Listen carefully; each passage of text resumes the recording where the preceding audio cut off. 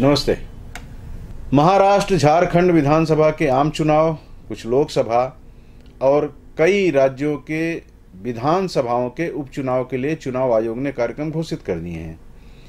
यह खबर जहां चुनाव होना है वहां के लोगों के लिए बड़ी महत्वपूर्ण है, क्योंकि वो इस पर दृष्टि रखेंगे, इस पर चर्चा करेंगे कि कौन जीत रहा है, क्यों जीत रहा है, कौन हार रहा है, कौन नहीं हारेगा तो उसका कारण क्या है। इस हार जीत पर उनके अपने कयासों के घोड़े दौड़ना शुरू हो गए हैं। इसके अलावा भी एक चर्चा खूब गंभीरता से की जाएगी या की जानी शुरू हो गई होगी कि मुफ्त में कौन क्या क्या देने की घोषणा कर रहा है।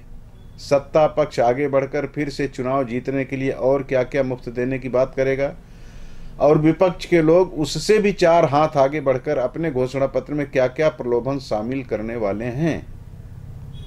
इसकी वहां के मतदाताओं की बेसब्री से प्रतीक्षा रहेगी। स्वाभाविक है, सियासी दल करपात्री महाराज तो है नहीं कि जितना हाथ में दे दो खा के अपना भरण पोषण कर लेंगे। उन्हें भी तो एन केन प्रकारेण सत्ता चाहिए। सत्ता के लिए मतदाताओं का समर्थन जरूरी है और मतदाता उनकी तरफ आए, इसके लिए उनका मत हरण के लिए प्रलोभन भी आवश्यक है।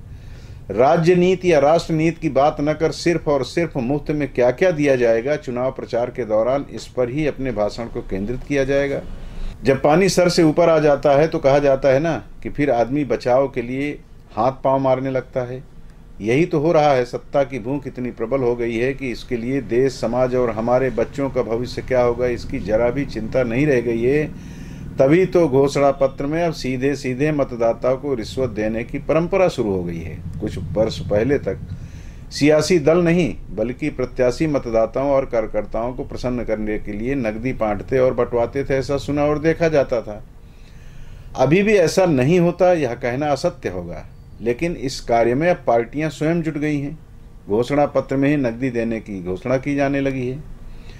आप में से जो लोग उम्रदराज हैं या लगातार सियासी दलों की हरकतों पर नजर रखते हैं अथवा पूर्व में राजनेताओं द्वारा किए गए कृत्य से संबंधित जानकारी रखते हैं, वह जानते हैं कि मुफ्तखोरी की आदत सबसे पहले दक्षिण भारत से प्रारंभ हुई। इसकी शुरुआत मद्रास स्टेट के मुख्यमंत्री के कामराज ने 1963 में मुफ्त शिक्षा, मुफ्त भोजन स्कीम से की थी। उसके बाद तो 67 में 4.5 किलो चावल मुफ्त, फिर 2 रुपये किलो चावल, मुफ्त sari, pressure cooker, TV, gas stove, maternity सहायता, मुफ्त पानी, बिजली, मुफ्त वाईफाई और न जाने क्या क्या क्या मुफ्त में का प्रलोभन देकर लोग सत्ता में आते रहे। लेकिन पिछले कुछ वर्षों से खाते में कैश डालने का चलन बढ़ गया है। मध्य प्रदेश में लाडली बहना योजना, छत्तीसगढ़ में महतारी बंधन योजना जैसी योजनाएं तो धरातल पर हकीकत बनकर उतर रही हैं। सबके खाते में घोषित राशि निरंतर डाली जा रही है। कांग्रेस पार्टी ने तो लोकसभा चुनाव में प्रत्येक परिवार को लगभग 8,000 रुपये प्रतिमाह नकद देने का वादा कर लिया था। कहा जाता है कि यदि कांग्रेस की सरकार केंद्र में आ जाती तो वह पैसे कहां से लाकर देते, इसका संतोषजनक उत्तर चुनाव के वक्त भी कांग्रेस के लोग नहीं दे पाते थे, लेकिन यह जरूर कहते थे कि देंगे भाई, हमारे पास योजना है। कांग्रेस, भाजपा, सपा, बसपा, कम्युनिस्ट पार्टियां सहित जितने भी राज्य और राष्ट्रीय सियासी दल हैं, सभी ने ठान लिया है कि सत्ता प्राप्ति के लिए उन्हें सीधे सीधे मतदाताओं को रिश्वत देने से भी गुरेज नहीं है, चाहे राज्य और देश का बंटाधार ही क्यों न हो जाए। इस मामले को लेकर कुछ लोग फिर से सुप्रीम कोर्ट पहुंच गए हैं। सुप्रीम कोर्ट के मुख्य न्यायाधीश समेत 3 जजों की बेंच ने मुफ्त की योजनाओं के वादे को रिश्वत घोषित करने की मांग को लेकर दायर याचिका पर केंद्र सरकार और चुनाव आयोग को नोटिस दिया है। इससे पूर्व में भी इस मामले को लेकर याचिकाएं दाखिल की गई थी। इन्हें भी नई याचिका के साथ मर्ज कर दिया गया है। बताया जाता है कि जनवरी 2022 में भाजपा नेता अश्विनी उपाध्याय ने मुफ्त योजनाओं को लेकर सुप्रीम कोर्ट में याचिका दायर की थी। उन्होंने मांग की थी कि ऐसा कृत्य करने वाली पार्टियों की मान्यता रद्द कर दी जाए। सुप्रीम कोर्ट में ऐसी याचिकाओं पर सुनवाई करते हुए जब चुनाव आयोग से उसका पक्ष पूछा गया तो कहा गया कि उनके अधिकार क्षेत्र में मुफ्त की योजनाओं पर रोक लगाना नहीं है। कोर्ट ही तय करे फ्री स्कीम क्या है और क्या नहीं, उसके बाद हम इसको लागू करेंगे। यानी चुनाव आयोग ने भी अपने हाथ खड़े कर दिए। एक आंकड़ा जब हमारे समक्ष आता है कि सिर्फ 2023-24 में मुफ्त की योजनाओं पर 3.75 लाख करोड़ रुपए खर्च कर दिए गए तो ताज्जुब नहीं होता, क्योंकि इसकी मुनादी तो मतदान से पहले ही राजनेताओं ने कर दी थी। आप भी अंदाज़ा लगाइए कि इतनी बड़ी धनराशि अगर देश के समग्र उत्थान के लिए व्यय की जाती तो राष्ट्र का और कितना भला होता। ऐसा नहीं है कि सियासी दल के प्रमुख लोग मुफ्त की रेवड़ी का सिर्फ समर्थन ही करते हैं। प्रधानमंत्री नरेंद्र मोदी ने कुछ वर्ष पहले कहा था कि रेवड़ी कल्चर देश के लिए बहुत खतरनाक है, हमें इस सोच को हराना होगा और इस कल्चर को राजनीति से हटाना होगा। प्रधानमंत्री के इस बयान का दिल्ली के तत्कालीन मुख्यमंत्री अरविंद केजरीवाल ने यह कहकर विरोध किया था कि बच्चों को मुफ्त शिक्षा और लोगों को फ्री में इलाज देना मुफ्त रेवड़ी नहीं है, हम एक विकसित और गौरवशाली भारत की नींव रख रहे हैं।